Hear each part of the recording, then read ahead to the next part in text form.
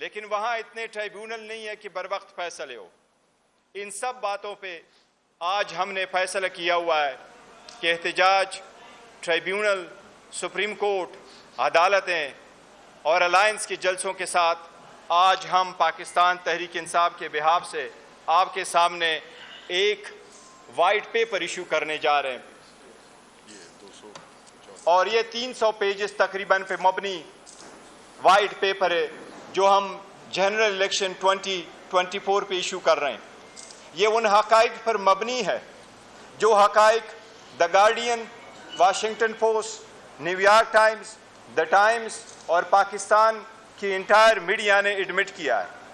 ये वो दो आपको एक समरी भी देंगे और ये कंप्लीट रिपोर्ट की फाइल भी आपको देंगे। ये हमारा आज के जो इलेक्शन है उस पे वाइट पेपर हम आपके साथ अब शेयर कर रहे हैं और ये आपके अवाम के नोटिस में हम लाना चाह रहे हैं कि किस तरीके से इलेक्शन को रिग किया गया ओवरनाइट। इसलिए पाकिस्तान तहरीक इंसाफ इस वाइट पेपर के ज़रिए से मुतालबा करती है कि जल्द से जल्द हमारे आर्टिकल 184(3) की पिटीशन सुप्रीम कोर्ट में फिक्स किया जाए और इसकी हियरिंग हो।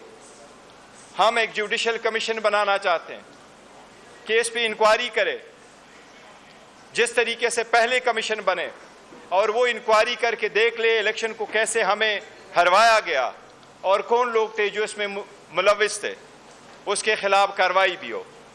और हम ये भी मुतालबा करना चाहते हैं कि इलेक्ट्रल रिफॉर्म्स हो ताकि किसी भी वक्त में कोई भी जनरल इलेक्शन में कोई भी स्टेज पे रिगिंग ना हो।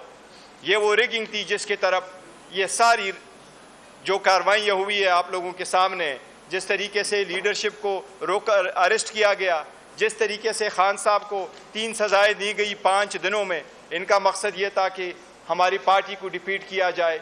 लेकिन अल्हम्दुलिल्लाह आज भी by large Pakistan Tehreek Insaf 70% popular party इस मुल्क में। इस पे डिटेल डिस्कशन इंशाल्लाह ब्रिगेडियर मुसद्दिक साहब करेंगे, आपके सामने पूरे फैक्ट्स फिगर रखेंगे। लेकिन उससे पहले मैं दावत दूंगा अपने secretary general leader of the opposition in the national assembly कि वो कुछ गुजारिशात कर लें।